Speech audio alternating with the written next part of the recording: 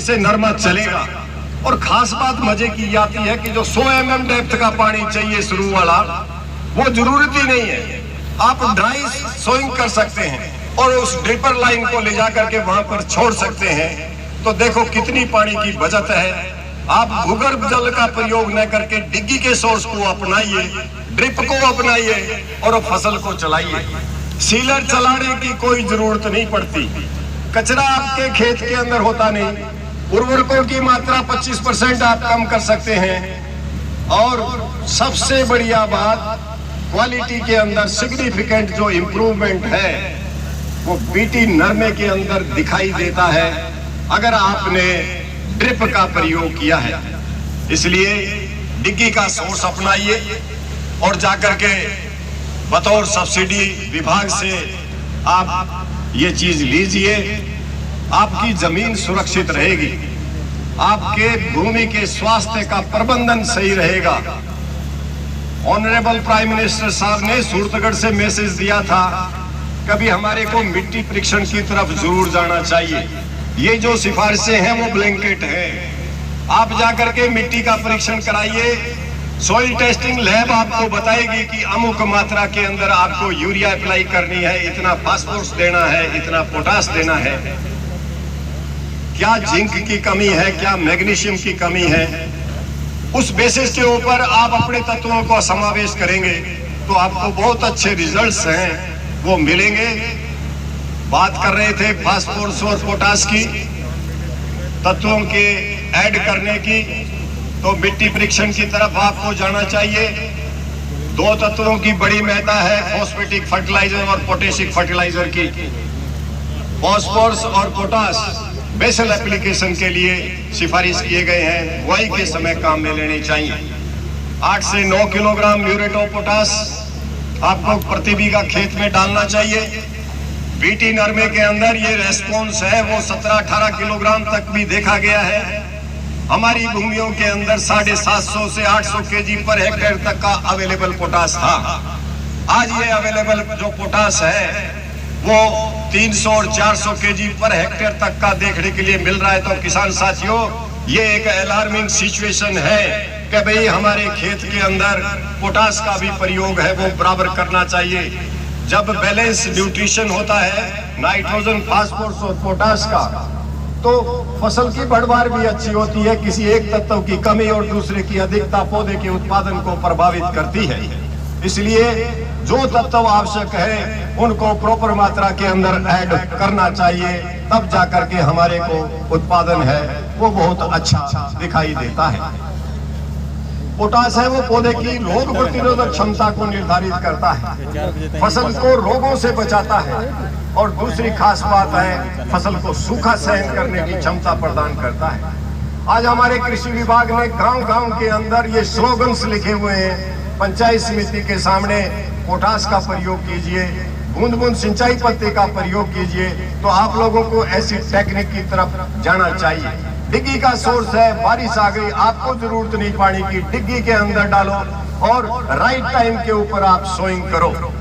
आपको दूसरी बात बताई, कभी 20 मई तक का जो नरमा है वो बम्पर पैदावार देता है।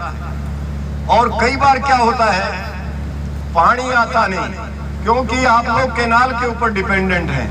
और मैंने बार बार बताया कि लेट सोइंग होती है, उसमें फिर संभावना है वो कम पैदावार की मिलने की रहती है। कीड़े मकोड़ों, क्योंकि पौधा नर्म छोटा रहेगा, कीड़े मकोड़े उसके ऊपर आक्रमण ज्यादा बढ़ जाएंगे। ऐसी दशा में किसानों को बड़ा सोचना चाहिए कि भी मैं कैसे करूं। हमारे प्रयोग यहाँ कृषि अनुसंधान केंद्र श्री गंगानगर के ऊपर हुए, फरीदकोट सेंटर पंजाब में भी हुए, और काश्तकारों को ट्रांसप्लांटिंग सिस्टम से भी आप राइट टाइम पे अपनी क्रॉप को सोइंग कर सकते हैं। 20 मई के आसपास 15 दिन की क्रॉप अगर 20 मई को पौध लगा दें, 15 दिन बाद में खेत में ट्रांसफर कर दें या 21 दिन बाद में आप ट्रांसफर कर दें तो आपकी पौध है वो चल जाती है। तो कितनी अच्छी बात है। कभी अगर पानी आया 20 या 22 मई को, आप उस टाइम पौध लगाइए और पौध लगा करके आप अपने खेत के अंदर चलाइए और ड्रिप लाइन को आपको चला दें तो आपके खेत में नंबर 1 पौधों की संख्या पर्याप्त रहेगी। और जब पौधों की संख्या पर्याप्त रहेगी तो आपको पैदावार है वो पूरी मिलेगी। और ड्रिप ही एक ऐसा साधन है जो वातावरण की नमी को उस टाइम मेंटेन रखती है, वहाँ की माइक्रो क्लाइमेट को चेंज रखती है, इसलिए पौधे ज्यादा प्रॉपर चलते हैं। और जो काश्तकार प्लास्टिक मल्च का भी अगर प्रयोग कर लेते हैं, इवेपोरेशन को चेक कर देते हैं, तो उनके पास में पानी की बहुत ज्यादा बचत हो जाती है। इसलिए मेरे बार बार कहने का किसान साथियों, भूगर्भ जल जिसकी EC या pH ज्यादा है, ऐसे जल का प्रयोग ना करें, अन्यथा नरमा है वो चलता नहीं, लास्ट में जाकर के साथ भी मारता है और उत्पादन उतना नहीं मिल पाता। ऐसी विधाओं को आप लोगों को अपनाना चाहिए। यूरिया की बात करें, 27.5 किलोग्राम यूरिया बुआई के समय में 27.5 किलोग्राम पहले पानी पे और 27.5 किलोग्राम यूरिया है वो कलियां बनते समय दे देते हैं, तो यूरिया की खुराक है वो पूरी हो जाती है।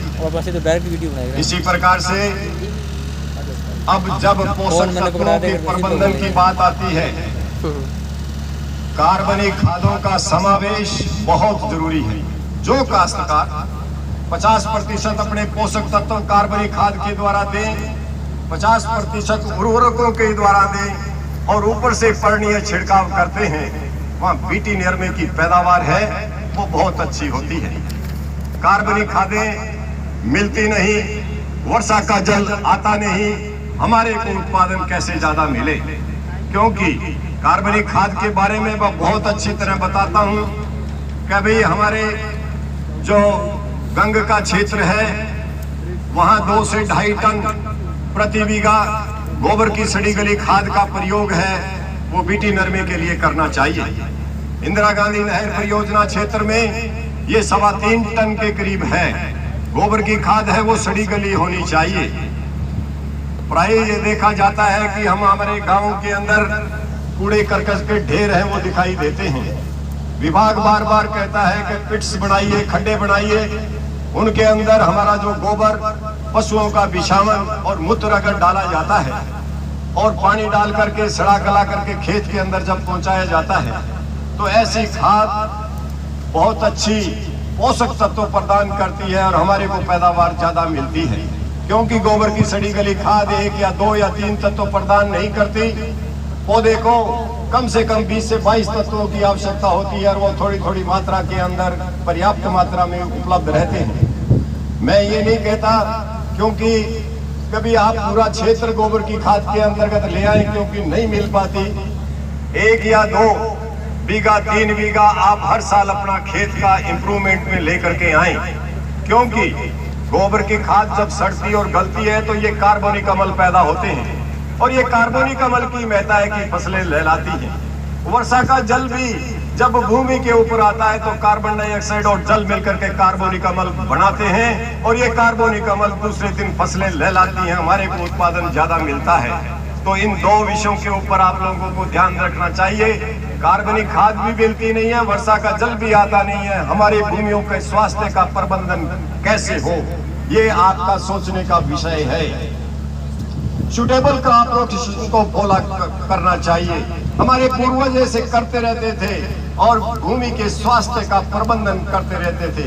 जब कार्बनिक खाद भूमि की डाली जाती है तो भूमि की जो वाटर होल्डिंग कैपेसिटी है, ऐसी भूमियां पानी की भी डिमांड कम करती हैं। अगर आपने अंडरग्राउंड वाटर को यूज किया है तो फसल बार बार पानी की डिमांड करती हैं। ऐसी विधाओं को आप लोगों को अपनाना चाहिए, तब जाकर के आप फसल उत्पादन है वो बहुत अच्छा हो पाएगा। इसके बाद में आता है लिक्विड फर्टिलाइजर का प्रयोग। साथियों, 2 तत्वों जैसे अब रेडीमेड तत्वों की मैं बात कर देता हूं, जैसे जिंक। आज जिंक की भी कमी है वो काफी जगह दिखाई देती है। आप मृदा परीक्षण की तरफ जरूर जाएं, आपको बताएं जिंक की कमी है तो जिंक आपको ऐड करना चाहिए। 6 किलोग्राम बीघे का जिंक सल्फेट 21% वाला खेत में बुआई के समय आप काम में ले सकते हैं। खड़ी फसल के अंदर जिंक की कमी दिखाई दे तो 0.5% का स्प्रे है। तो जिंक की कमी के लक्षण आज आम दिखाई देते हैं। पत्ती के बीच वाली नस है वो हरी रहती है, साइड में पीलापन दिखाई देता है, तो जिंक की कमी है। आप यूरिया डालोगे तो उसका हरापन नहीं आएगा, आपने अगर जिंक डाला है तो हरापन आ जाएगा। खड़ी फसल में 0.5% का स्प्रे आपको करना चाहिए। आपके खेत में अगर लाल पत्ते होने की समस्या दिखाई दे तो मैग्नीशियम सल्फेट है वो रिकमेंडेशन में है। 1% मैग्नीशियम सल्फेट का स्प्रे अगर 90 डेज के आसपास कर दिया जाए तो लाल पत्ते हैं वो अपने आप सही हो जाते हैं। बतौर अगर वो ये देखो भी किसी जेसिड के आक्रमण से तो नहीं है, किसी कीड़े के आक्रमण से तो नहीं है और किसी पोषक तत्व की कमी की वजह से है, तो उस चीज का आप स्प्रे करेंगे तो आपको रिजल्ट्स है वो जरूर मिलेगा। कई बार फूल गुड्डी है वो स्वतः गिरती है, किसी कीड़े मकोड़े के आक्रमण से नहीं गिरती, तो उसके लिए प्लानोफिक्स है वो रिकमेंडेशन में है। आप प्लानोफिक्स को अप्लाई करके, क्योंकि हमारा लंबा ड्राई स्पेल आता है, लंबा पानी नहरों के नहीं आता, और जैसे ही पानी लगाते हैं तो फूल गुड्डी और उसके बीच में टहनी के बीच में हमारी एक एब्सिशन लेयर फॉर्म होती है और सारी की सारी फूल गुड्डी नीचे आती है। इससे फसल को बचाने के लिए प्लानोफिक्स सिफारिश किया जाता है, आप इसका प्रयोग है वो कर सकते हैं। इसी प्रकार से साथियों, बीज के बारे में मैं बहुत अच्छी बात करता हूं। सबसे पहले तो मैं आपको ये बता दूं कि बीटी नरमा ऐसे बीज कोई भी नहीं बिकता। बीटी नरमे का बीज जब कृषि अनुसंधान केंद्र श्री गंगानगर, पंजाब एग्रीकल्चर यूनिवर्सिटी का अबोहर सेंटर, बठिंडा सेंटर और फरीदकोट सेंटर और केंद्रीय कपास अनुसंधान सिरसा और चौधरी चरण सिंह हरियाणा कृषि विश्वविद्यालय के ऊपर वैज्ञानिकों के द्वारा परीक्षण किया जाता है। और जब ये सारे वैज्ञानिक नेतृत्व करता है पंजाब एग्रीकल्चर यूनिवर्सिटी लुधियाना, और जब ये सभी वैज्ञानिक लास्ट में जब इनका कंक्लूजन निकालते हैं और उस प्रयोगों के आधार के ऊपर देखते हैं भी कौन सा बीटी हाइब्रिड टॉप रहा है, वो काश्तकारों को सुझाया जाता है। और वो हमारा जो कृषि विभाग है, पंत कृषि भवन जयपुर से फिर लिस्ट निकलती है कि ये बीटी हाइब्रिड्स हमारे क्षेत्र के अंदर सबसे कारगर सिद्ध हुए हैं। कृषि विभाग से एक पूरी लिस्ट आती है कि कौन से टॉप बीटी हाइब्रिड्स हैं। तो आप लोगों को किसान साथियों ऐसे बीटी हाइब्रिड्स का प्रयोग करना चाहिए। अब आपके अंदर एवरीथिंग, सारी चीज क्लियर होनी चाहिए भी कौन सा बीटी हाइब्रिड्स आज के एरा के अंदर टॉप है, उस बीटी हाइब्रिड्स का चयन करना चाहिए। अजीत सीड का ACH 177 आज सबसे टॉप बीटी हाइब्रिड्स के अंदर है, आप उसको प्रयोग में ला सकते हैं। 2 या 3, 4, 5 नंबर के अंदर ACH 33, ACH 133 और 155 ऐसे बीटी हाइब्रिड्स हैं जो एरिया के अंदर बम्पर पैदावार देने के लिए सक्षम है। ये कृषि विभाग से आप लिस्ट देख सकते हैं उसके अंदर। तो ऐसे बीटी हाइब्रिड का प्रयोग करना चाहिए जिसके अंदर पत्ता मरोड़ बीमारी कम हो और आपको पैदावार ज्यादा मिले। 2019 से देख लीजिए आप, 2019 के अंदर सबसे टॉप बीटी हाइब्रिड्स ACH 177। और जब भी मेरा व्याख्यान होता है तो मैं काश्तकार बंधुओं को बताता हूँ, एक ही बीटी हाइब्रिड्स के ऊपर डिपेंड मत रहिए, अन्यथा सेम लेवल पर पोषक तत्वों की कमी होगी और बदले में हमारे को ज्यादा पैदावार नहीं मिल पाएगी। बार बार फसलों को, हमारे सस्य विज्ञान के सिद्धांत क्या कहते हैं, फसलों को ऐसे हेर फेर करके बोना कभी हमारे को उत्पादन ज्यादा मिले। ऐसी